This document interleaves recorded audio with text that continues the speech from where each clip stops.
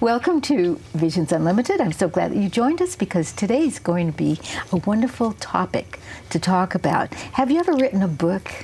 Well, we have a delightful, wonderful professional lady.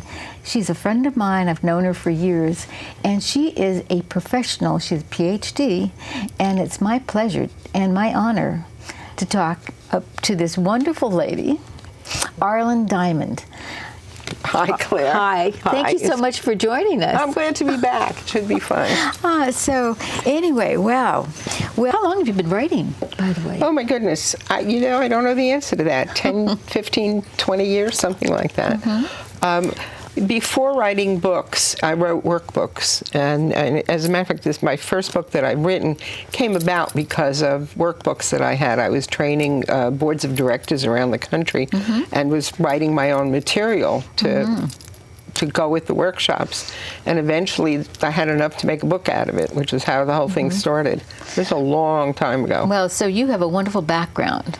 And so what type of books do you write? So my books are all professional. They are designed to improve people's ability to work together to further the bottom line of whether it's a nonprofit or a for-profit organization or a government entity. So they're not self-help books. They fall into the professional business category. Well, leading and managing a global workforce, it sounds very, very important. And I don't have time to read it here on the set, of course, but we're going to talk about publishing. Tell us and share with us your experiences with the publishing world, the world of publishing.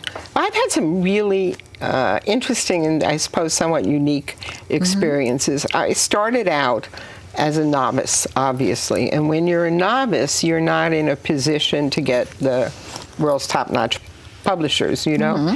My first experience turned out to be disastrous, actually. I started a series of books called The Business of the Profession.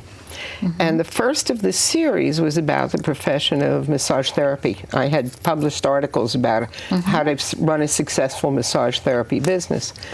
And it turned out that the publisher I had envisioned a small how-to book, and the publisher was envisioning an encyclopedia. And so the massage therapists are not going to read the encyclopedia. No. Okay. And so we went round and round, and we had a very bad experience, and I tried to get out of the contract. And I went to an attorney and was advised to just do nothing for 2 years because the publisher wasn't graceful about letting me get out. So I was sitting on the shelf. You were showing tools last year. Sitting on a box this big that are the starting things of that book. But that was the first. And then, as I said just a minute ago, the unpublished book, I did these two before that one. I wrote a proposal, which we haven't talked about, we'll talk about in a minute. I wrote a proposal for a book called CEO, Creatively Energized Organizations. And I almost got one of the big houses to publish it.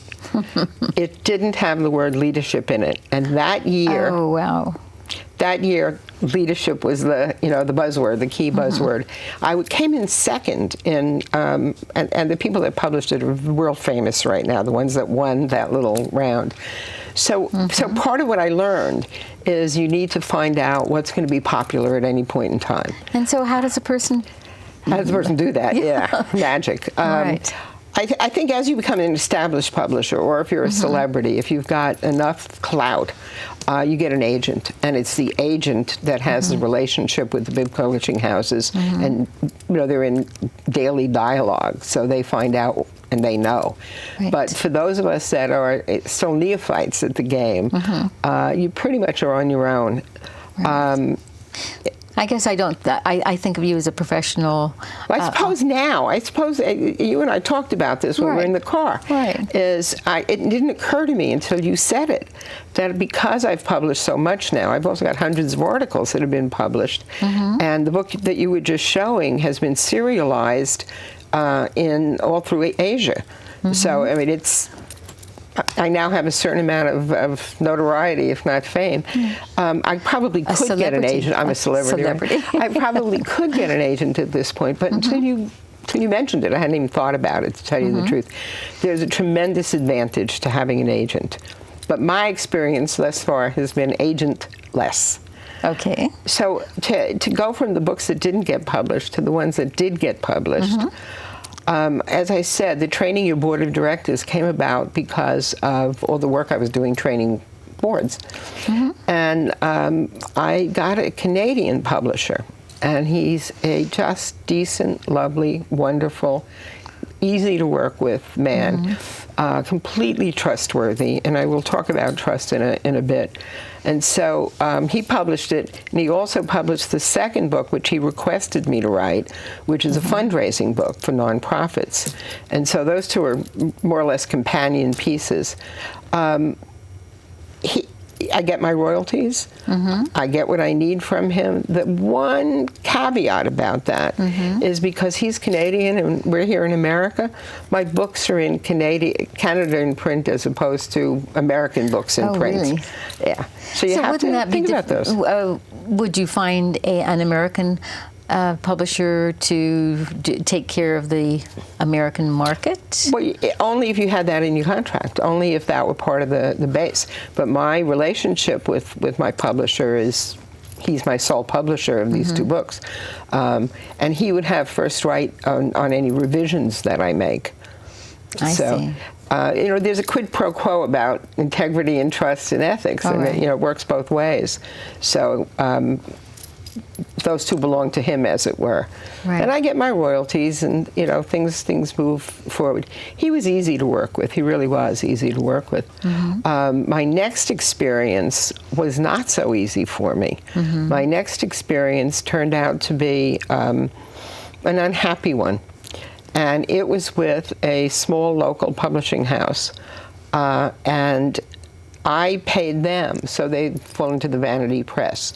I paid them a certain fee, and in exchange for that, they were to give me editing, marketing, graphics, and project management to put the whole thing together. I found the project management person to be more annoying than helpful. Nice enough person, but she was in kindergarten and I was in graduate school, and it just didn't jive very well.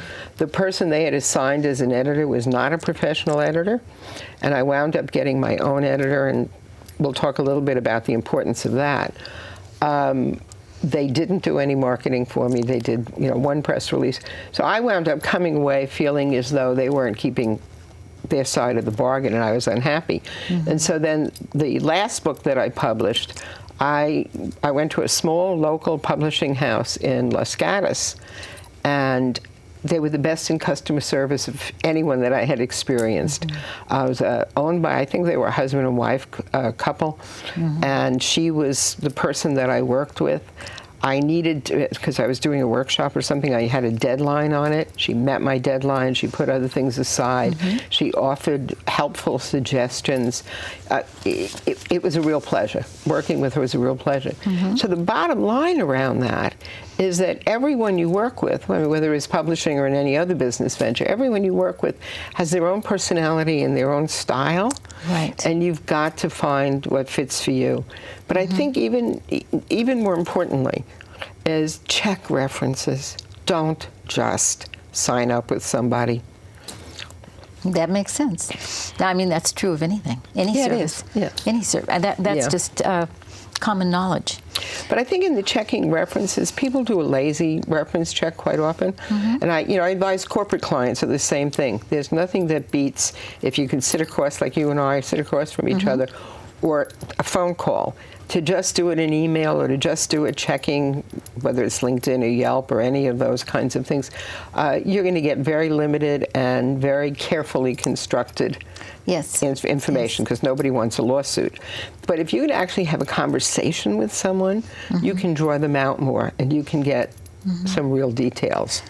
And particularly your relationship with your publisher or with your agent, if you get an agent, is just so critically important to the success of the venture that I would spend a lot of time, and to anyone interested in publishing, I would spend a lot of time learning about the publisher. And then the other thing that's so important is who your agent, who your editor is. And I learned that one through this experience as well. I found that the editor they had assigned to me was not an editor. She was another writer, lovely woman, but she was not a good editor. I contacted a friend of mine who had been the senior editor of the San Jose Business Journal. So he was a professional editor, and was also someone who philosophically saw life pretty similarly to the way that I do. So his experience and our values alignment, if you will, made for just an incredibly dynamic working relationship. And his experience was such that he never changed my style. It was my writing with him making it better. You know, so it was a wonderful arrangement. Was it just like cross the T's and dot the I's? Well, no, he did more than copy editing. He made suggestions. He created some segues for me. He told me when something just wasn't worthwhile. And, you know, you don't really. There was lots of paragraphs that I had in, and he said, "You don't need this." You know, kind of, you know, tightening. But because we'd had a relationship as friends, and also because I think of his self-respect about his professionalism, he was quite comfortable being able to say to me, "That won't work. Don't do that." You know, and I obviously respected him. Some things I disagreed with him. Did it my way. It was my book. And it should be that, absolutely, going through from start to finish, the whole journey. Start to finish, when you have an idea for a book and you start writing, drafting or whatever, and you finally get to the point where now you want it finished and out there on the shelf. But there's so many steps along the way, and as you say, the team, in a sense. It is a team. It is. You're working with a team, and it has to be a team you're compatible with. Yeah, you know, should we talk a little bit about what those steps actually are? Sure. So we talked last time about the query letter, which is the one-pager, the start. After that, when somebody is potentially interested, you have to write a proposal. And the proposal is a document that can be several pages long, usually contains a sample chapter, usually contains at least a table of contents or an outline of what you're going to do, and the essence of what you're driving at. You don't have to have the book written. And a lot of people think that they do have to. Yeah, that's why I emphasized it. So then the proposal is the next step after the query. The query letter says, "Do you want to receive a proposal?"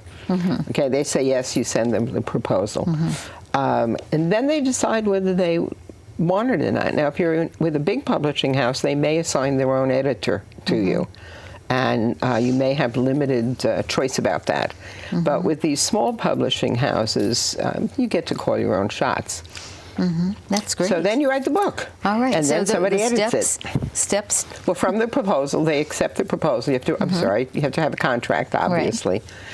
Funny story about that. I just negotiated a contract with someone for whom I'm doing articles. I'm writing a series of articles. And when he sent me the contract, there were a couple of things I questioned in it. They weren't big things, they weren't major things, but they were things I needed to negotiate with him. And I was so shocked when he said to me, "You're the first person that's ever questioned anything in my contract."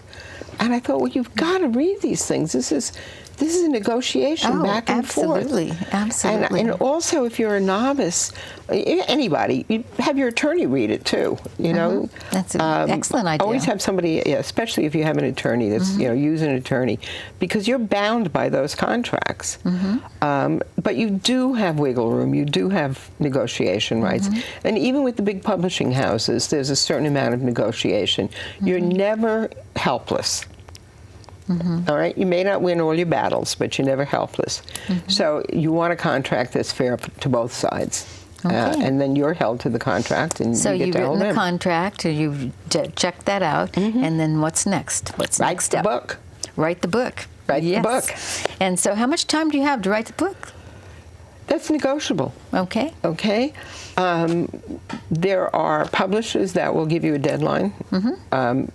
If you are assigned an editor, they pretty much are going to, your editor is going to be like your coach. You know, let's get this chapter by next Friday. I'm making that up, but you know. But is that? But it's like, it's pretty much, the editor will help kind of push it along. Right. I happen to write fast. When I sit down to write, I tend not to agonize over details. That's one of the ways you and I are different, if you think about it. I tend not to agonize over the details. I just kind of get the job done, and then I'll go back later and tighten it up, clean it up, and hopefully have an editor that does a better job than me doing that. Okay. So I will just sit down and literally bang things out, and I can get, I hate to say it, but I think we're talking a matter of months, whereas some people will take years. Now, how about formatting? Be more specific in your question. The only thing I can say is each publisher has their own desired formatting style. Okay. And again, there's a certain amount that's negotiable. In this book, for example, the way they had the original margins, the publisher, you have to break the spine in order to comfortably read it. And I insisted on a wider inside margin. He wound up liking my suggestion so much that now that's how they do all their books, is a wider inside margin. Makes sense. It certainly makes sense. Yeah. So, I mean, you get, you know, you have a certain amount of again, everything's negotiable. Right. If you want something that's bizarrely different from what the publisher is accustomed to doing, they probably will say no. But within reason. How about now, graphics? And I was just going to say, now for me, aesthetics are critically important. So these two books, the publisher designed. Because I, as an innocent, naive newbie, didn't think to even talk about it. So this is what came out, and I went, oh my God, that's not my taste at all. Okay. So be it. These two books. I think this is a great cover. I really like that. Yeah, that's, when I say it's my design, I had a graphic designer work on it, and I approved the design. It's catchy. This you know, one, it's an eye catcher. This one too. Yeah. But same you know, this same catches graphics person, by the way. Because those action, the arrows indicate that it's spinning. Yeah. So that's an eye catcher. Good. Anyway. I'm glad you like it. Yeah, very nice. That was my idea. Very glad nice. you like it. Okay, so now you have the book written. And then comes the next hard part. There are two hard parts. Okay. The one is writing the book. The other is marketing the book. Marketing, for me, is horrible because I'm not a good salesperson. Okay. So I would love to have somebody else market my books for me. I don't Is do a that very your good agent? job. If you had an agent, the publisher, yeah.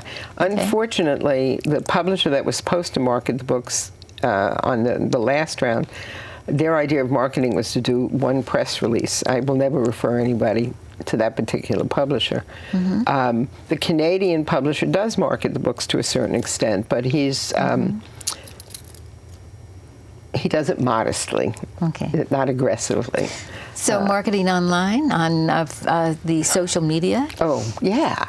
So today, everything can go on to ebooks, and everybody knows about Amazon, but there are other ebook publishers in addition to Amazon. My books, at least the last two, the two smaller ones, those are both on Amazon and on something called Smashwords. Smashwords. And my advice around that is because you have to take it from a Word document and translate it into some kind of computerese I don't know if it's HTML or another language, Okay. but it's computerese. I'm a moron. It's computerese. I'm not even sure I know what HTML is. But I hired somebody to do that, and they do a perfect job. That makes sense. Yeah. Sure, that makes hire an sense. expert. They're relatively inexpensive. There are lists of them. I was very pleased. Again, the person that I hired met the deadlines, which is another thing that you want. Yeah. Fantastic. But anything can be on ebooks, and you can self-publish, which is kind of lovely these days. That's what people are doing these days, and especially when people have their iPads and their little devices. I'll call them devices for lack of a better word. Even your iPhone. But okay, so you have now you're marketing, and then you start receiving royalties. Oh yeah. So what are you going to do with your millions? Oh, listen, we'll take a cruise around the world. Oh, I Want to love come it. with me? I love it. In my fantasies. Oh. I do receive royalties though, and it's fun. They come in quarterly. You get a check quarterly, and it's kind of fun. It's minuscule amounts, I have to tell you, but well, that's this year. yeah, Next but year. but it's my royalties, and I like that. And that brings me to something that I think is important for us to talk about. We touched on the fact that in any relationship, trust is important. But think about you, and again, you asked me this question before. I don't know if I'm being cheated. I have no way of knowing if I'm being cheated. Right. So if I'm not working with a publisher who has integrity, and I haven't checked that out beforehand, maybe I'm only getting half the royalties I should be getting. Right. You don't know. That's a tough one. Okay. And it's not, in some cases, you have a much better measuring point to find out whether, but you don't with royalties. You're pretty much at the mercy of the honesty of the publisher. I think even honesty if you find is out important. that they are not, I don't know, you'd have to go back and sue them. You'd have to go back and sue them, and trying to prove it would Try and prove it. The only way you could prove it is, let's say, if you know with absolute certainty that 1,000 books were sold to so-and-so is willing to testify to that fact. Wow. Yeah. So you're stuck. Anyway, we could talk about this. This could be a whole series. I think so. Yeah.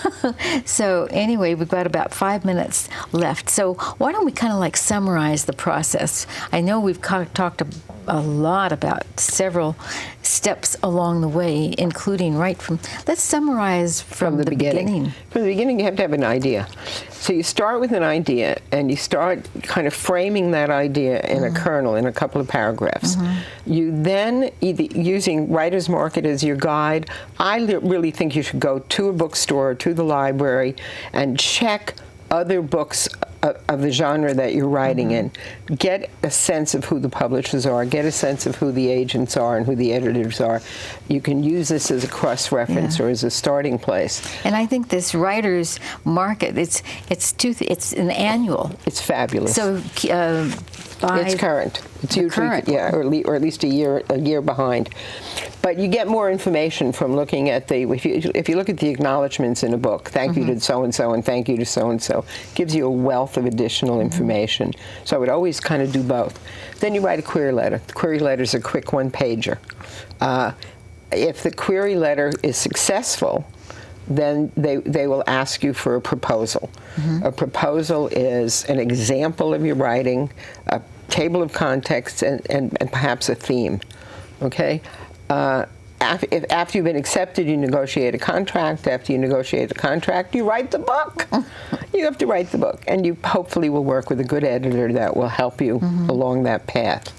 Once you write the book, hopefully you start getting sales. But most of the time today, you're the one that's got to go and do book readings and book signings and, back of the room sales for your speeches and things. There's not a lot of help that you get from publishers today. I would imagine a lot of people like to give presentations, and they develop the speaking skills, so they have back of the room sales. Right. Yeah. And that's another whole conversation, but back-of-the-room sales can be overdone to a point of antagonizing your audience. Okay. They should be a minor theme, not a major theme. Okay. But yeah, that is certainly one way of marketing your books. So writing, marketing are the two hard spots, and the rest is just the details in between. And then make a wish list of how you're going to spend all the millions. Oh yeah, right, of course. I mean, of course. Don't you think that's important? I do that about the lottery, but I never remember to play it. But I have that fantasy all worked out, the lottery one.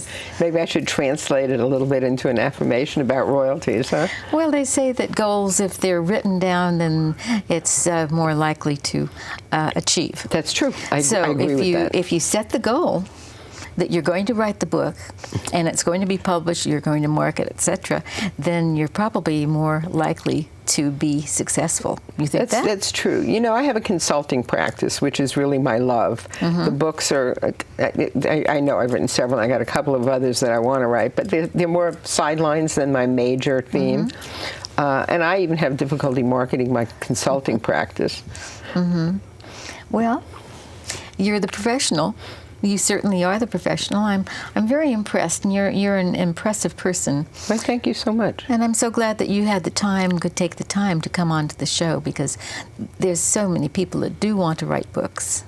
And I think people should go for it. I think they should go for it. I know we did this like about 4 or 5 years ago, but I'm so glad that we're doing this again, because there's some changes. There's since 5 years ago, or whatever. Did we talk about books 5 years ago? I don't even remember what we talked about. We did. Well, anyway, I think that for anyone that wants to write a book, they should go ahead and just do it, and not.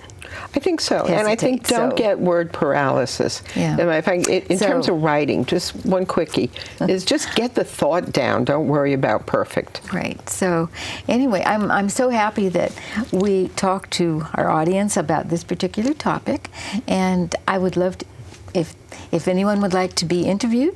My name is Claire Mullen. I'd be happy to interview them, and this is so much fun. It's learning, and it's teaching the local community. That's what's so important on very, very important issues and topics, and this certainly is one. Well, I sure hope people have gotten something valuable from this. I'm sure they have, because you've given us wonderful information. Fantastic guest. Oh, thank you so much. Arlyne Diamond. Isn't she wonderful? And you're wonderful too. So please join us again for the next Visions Unlimited show. Bye for now.